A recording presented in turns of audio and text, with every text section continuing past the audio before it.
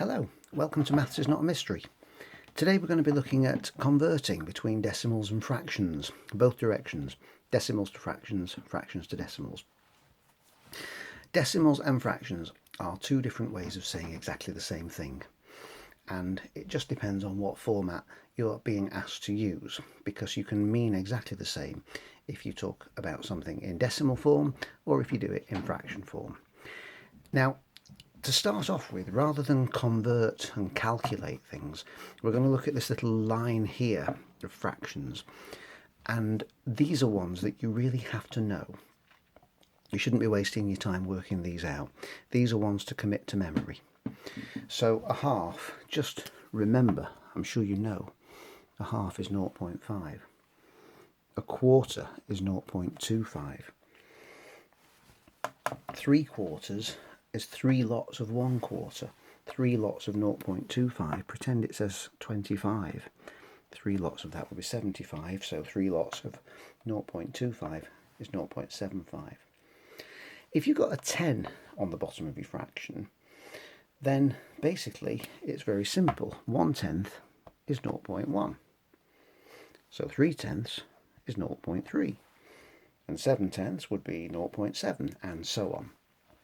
So you can work out all the things with 10 on the bottom of them quite easily. So these are ones that you really must know. Don't worry about working them out, just know them.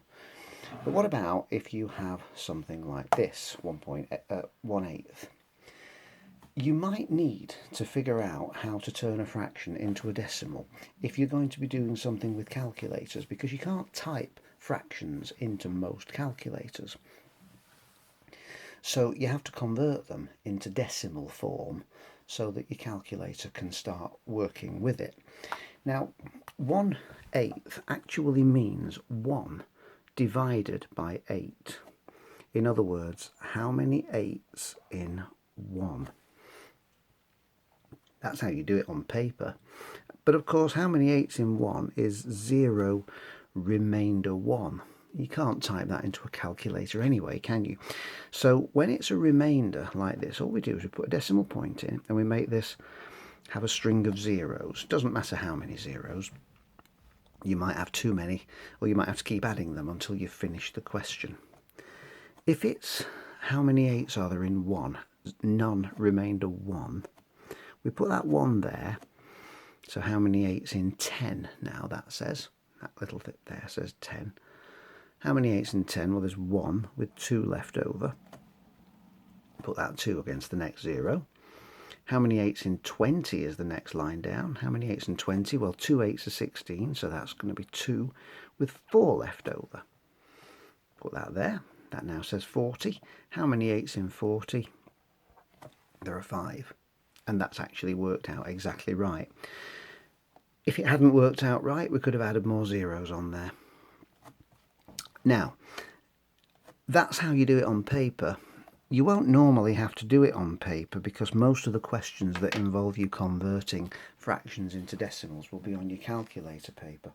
So if we do this on a calculator, it's really quite simple. The question was, how many 8s are there in 1? So that is 1 divided by 8. And the answer is 0.125, as we've said there. So in your calculator, really simple. Okay, so just to do that one again, that was going to be 1 divided by 8 equals, and it's finished. In the same way then, this one down here, 3/5, that means 3 divided by 5. So if we do that on a calculator, 3, I'll hold it where you can see it, 3 divided by 5 equals 0.6.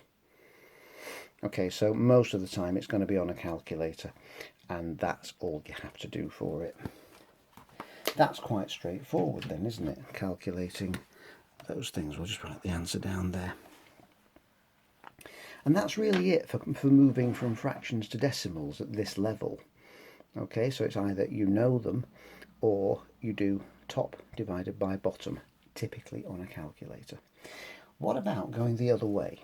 What happens if you have to change a decimal back into a fraction? Now this one you can't do on a calculator because you would be being asked to do this away from a calculator paper, because again your final answer in fractions is no use to you in a calculator. Well, let's just think about something for a minute. Going back to being little children, we had a decimal point and then we've got columns behind it, haven't we? And in the columns behind the decimal point, just like you've got hundreds, tens, units at the beginning of it, after the column you've got tenths, hundredths, thousandths, and so on. Okay, and there's the point in the middle. So all you need to do when you're swapping from a decimal to a fraction is you need to look at how many numbers there are behind the decimal point. In this case there's just one number behind the decimal point, so that matches up to 10 here, because we're going to match it up to how many zeros there are on the bottom line of this fraction. One number behind the point means 10, it's in the tenths column. So the bottom of your fraction is going to be a 10, and the top of your fraction is going to be whatever's there in your question. 0.8 is 8/10. You then see if you can simplify it. Of course you can. You can half both of those numbers and make it, say, 4/5. And that's completed.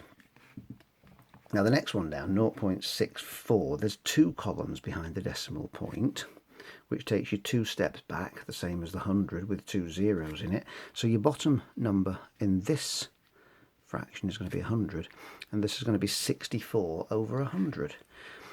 And then you can simplify it. You can half that. That would be 50. This would be 32. You can half that again. Half of 50 is 25. Half of 32 is 16. And you can't go any further, can you? You can half 16, but you can't half 25. You can divide 25 by 5, but you can't divide 16 by 5. So that's it. That's finished. And obviously this time round, 0.484, you've got 3 numbers after the point, and that means that that's going to be 1000 on the bottom, which has 3 zeros, or it's the third line down, or the third column after your decimal point. 484 over 1000, sorry. That can be simplified down to 500 there. You can half it, and this can be 242. And you can half it again to 250 and 121. I'm guessing here that you can't simplify that any further. We certainly can't half 121. We know we can divide it by 11. I don't think we can divide 250 by 11. So I'm going to assume for this situation that that's the end of it. Okay, but that's how you convert from a decimal back to a fraction. So you're writing it over 10, over 100, over 1000, or whatever seems sensible according to how many numbers there are there. Put the correct number that was in your question on top, and then simplify wherever you can. And that's it. Okay, if you come across recurring decimals, then you need to look at another video that we've made, the Decimals and Fractions 2 video. But for now, we've completed all of this, so thank you for watching, and we'll see you again soon on Maths is Not a Mystery. Bye bye.